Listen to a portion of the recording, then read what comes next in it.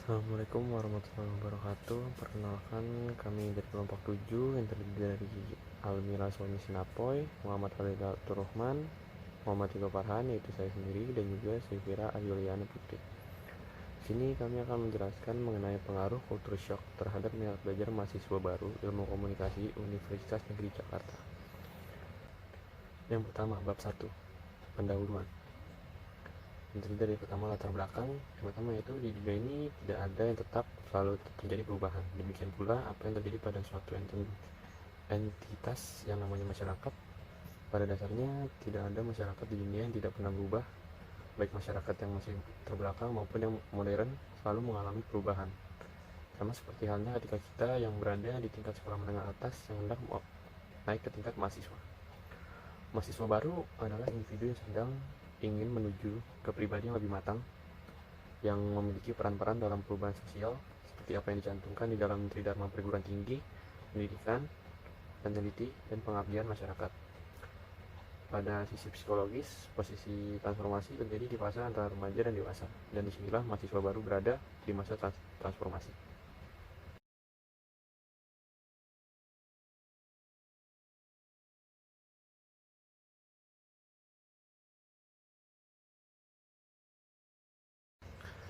Selanjutnya ada rumusan masalah. Berdasarkan latar belakang masalah yang telah dijelaskan tadi, maka dapat diketahui bahwa masa mahasiswa baru menjadi fokusnya di sini terhadap terjadinya kultur shock atau penyesuaian budaya terhadap dunia baru, dunia perkuliahan. Rumusan masalah yang akan menjadi fokus kajian dalam penelitian ini adalah yang pertama, faktor apa yang mempengaruhi mahasiswa baru terhadap kultur shock. Yang kedua, bagaimana tingkat penyesuaian mahasiswa baru Ilmu Komunikasi Universitas Negeri Jakarta. Yang ketiga, apa akibat dari timbulnya adanya kultur shock yang dialami oleh mahasiswa baru.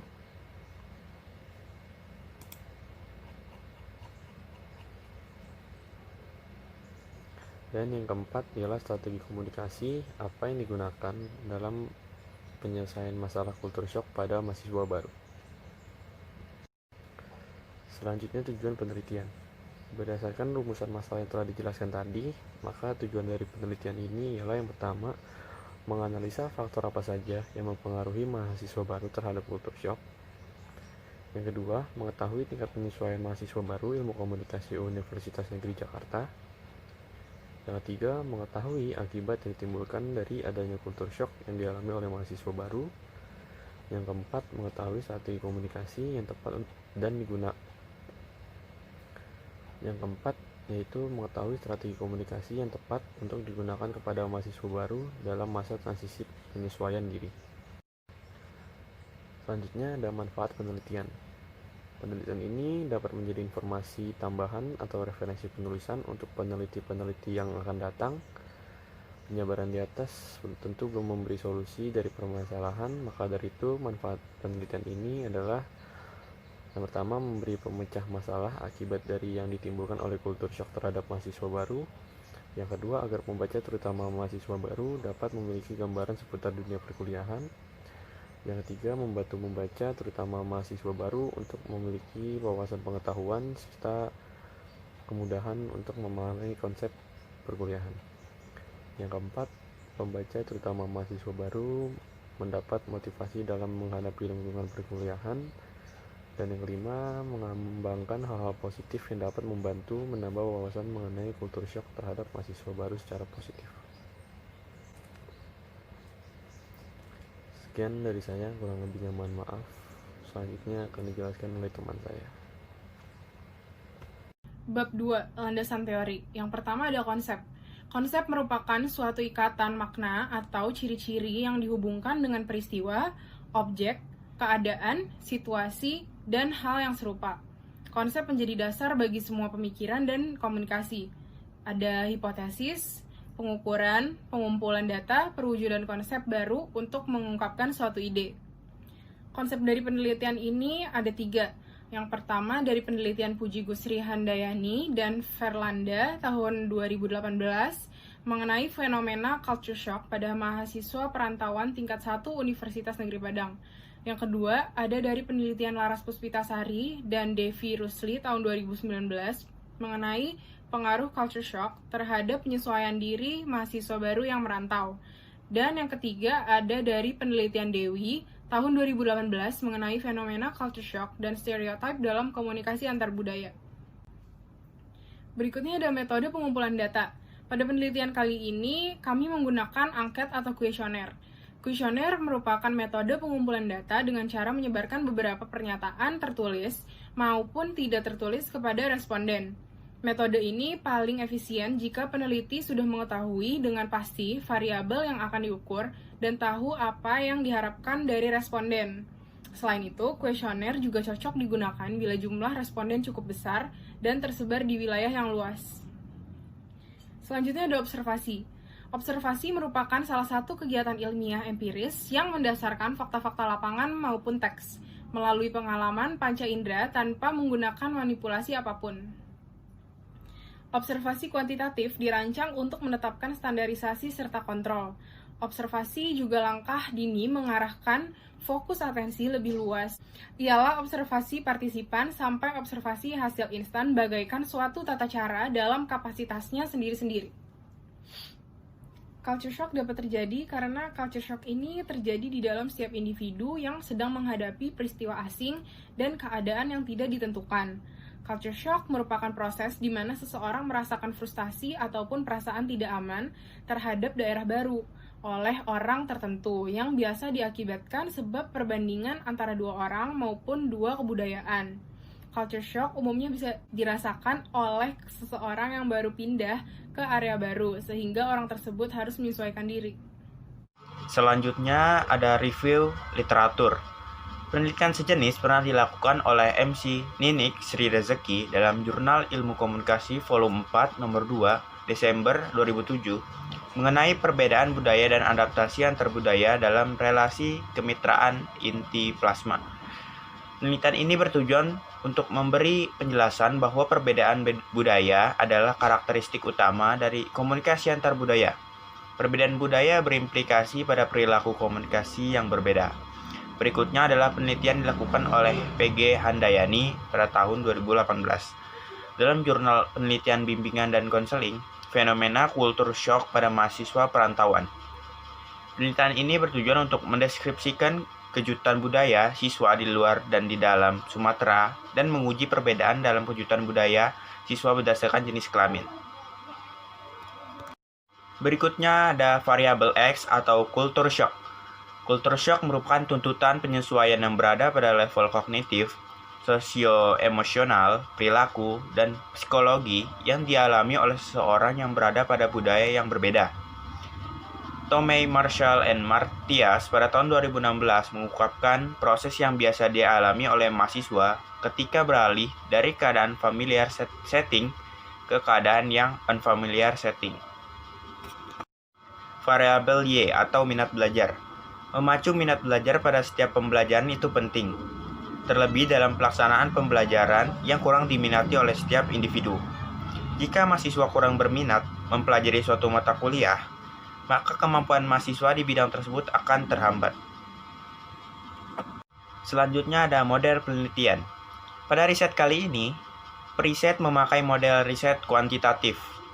Pendekatan kuantitatif yakni pendekatan yang dialami oleh usulan riset, proses, hipotesis, turun ke lapangan, analisis informasi, serta kesimpulan informasi, hingga dengan penulisannya mempergunakan aspek pengukuran, perhitungan, rumus, serta kepastian informasi numerik.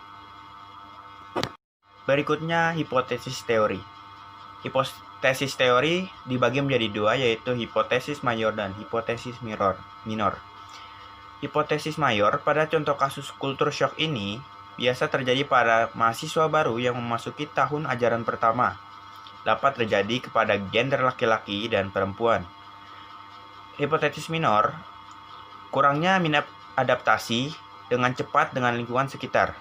Perbedaan budaya belajar ketika SMA dan perkuliahan, belum terbiasa dengan cara mengajar dosen dengan guru pada saat waktu SMA, teknis pengumpulan tugas yang berbeda, berekspektasi yang terlalu berlebihan dengan jurusan yang mereka pilih. Paradigma penelitian. Teori ini dilandasi oleh paradigma positivisme karena sesuai dengan judul penelitian, di mana tujuannya adalah untuk mengetahui pengaruh kultur shock terhadap mahasiswa ilmu komunikasi. Pendekatan penelitian ini menggunakan pendekatan kuantitatif. Penelitian kuantitatif adalah pendekatan untuk menguji teori objektif dengan memeriksa hubungan antar variabel. Variabel-variabel ini pada gilirannya dapat diukur, biasanya pada instrumen, sehingga data bernomor dapat dianalisis dengan menggunakan prosedur statistik. Metode penelitian. Metode yang digunakan dalam penelitian ini adalah metode penelitian survei. Tujuan dari penelitian survei ini adalah untuk mendapatkan data dari tempat tertentu yang bukan buatan.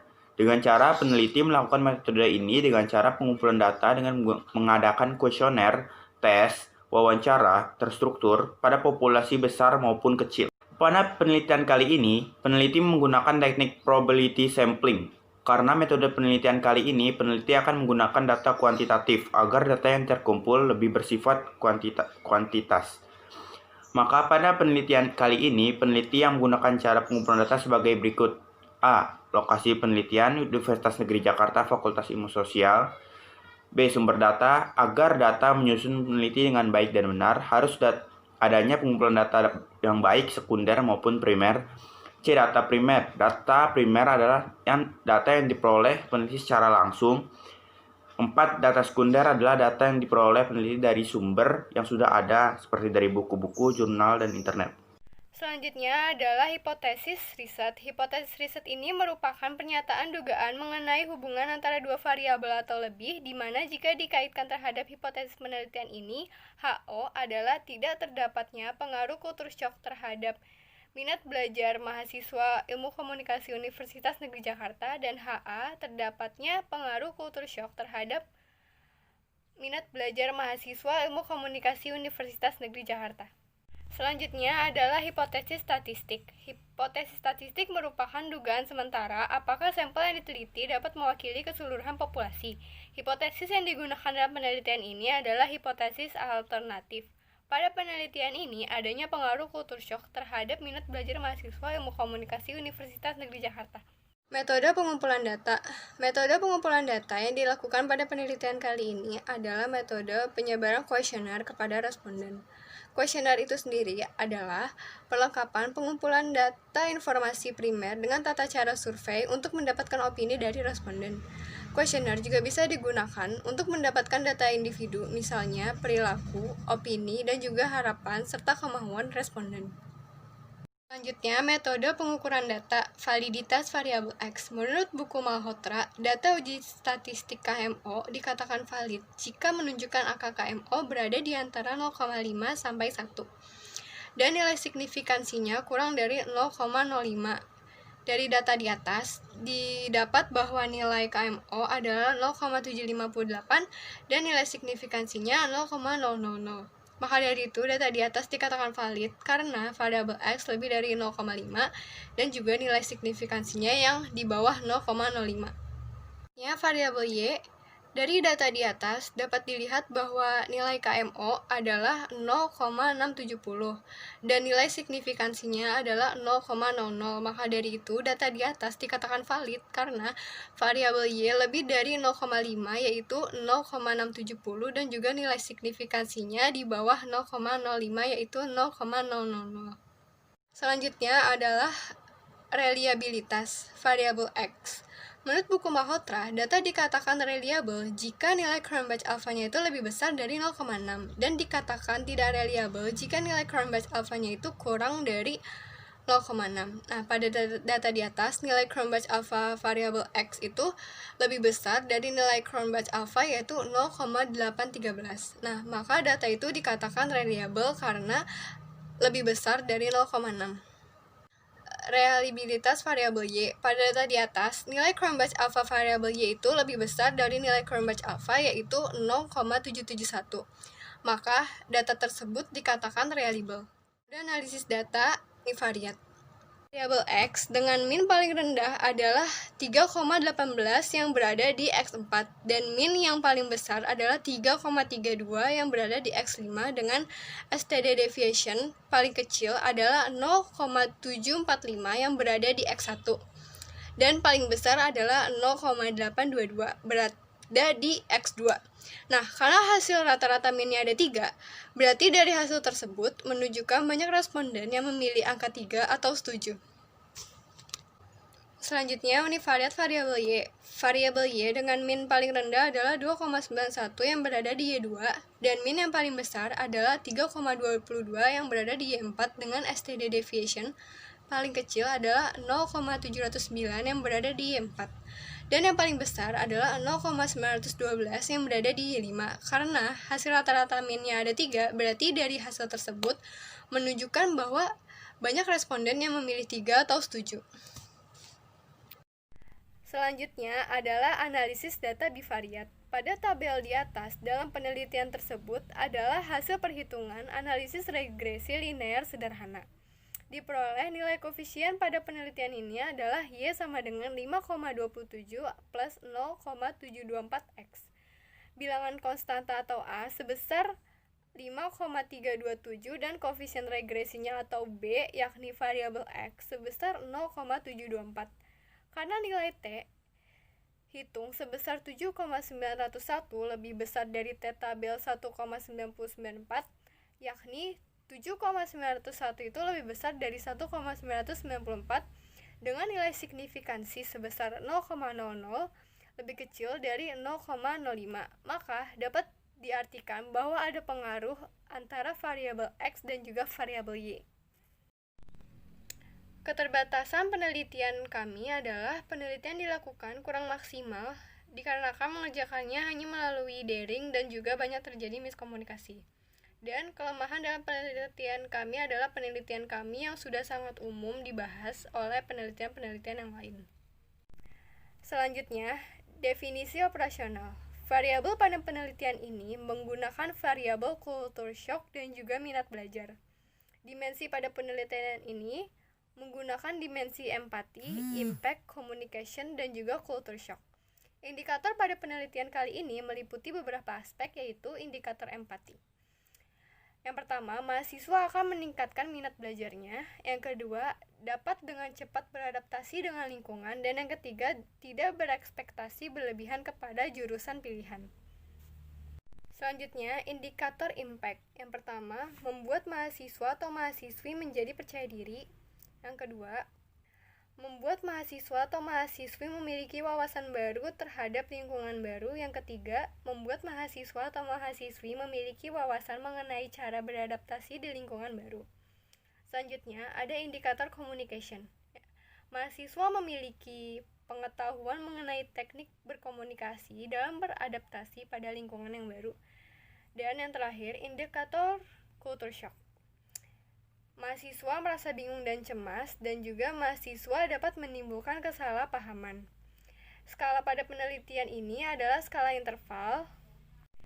Selanjutnya adalah operational concept, variable culture shock, definisi konseptual culture shock, tingkat kesetujuannya. Yang pertama, mahasiswa akan meningkatkan minat belajarnya. Yang kedua, dapat dengan cepat beradaptasi dengan lingkungan. Dan yang ketiga, tidak berekspektasi berlebihan kepada jurusan pilihan. Peringkat kesetujuannya 1. Sangat tidak setuju, 2. Tidak setuju, 3. Setuju, dan 4. Sangat setuju dengan skala interval. Selanjutnya, variabel minat belajar. Definisi konseptual empati. Yang pertama, mahasiswa akan meningkatkan minat belajarnya. Yang kedua, dapat dengan cepat beradaptasi dengan lingkungan. Dan yang ketiga, tidak berekspektasi berlebihan kepada jurusan dengan skala interval. Dan selanjutnya, definisi konseptual impact. Membuat mahasiswa atau mahasiswi menjadi percaya diri. Yang kedua, membuat mahasiswa dan mahasiswi memiliki wawasan baru terhadap lingkungan baru. Dan yang ketiga, membuat mahasiswa atau mahasiswi memiliki wawasan mengenai cara beradaptasi di lingkungan baru dengan skala interval. Yang terakhir, definisi konseptual communication. Mahasiswa memiliki pengetahuan mengenai teknik komunikasi dalam beradaptasi pada lingkungan baru dengan skala interval.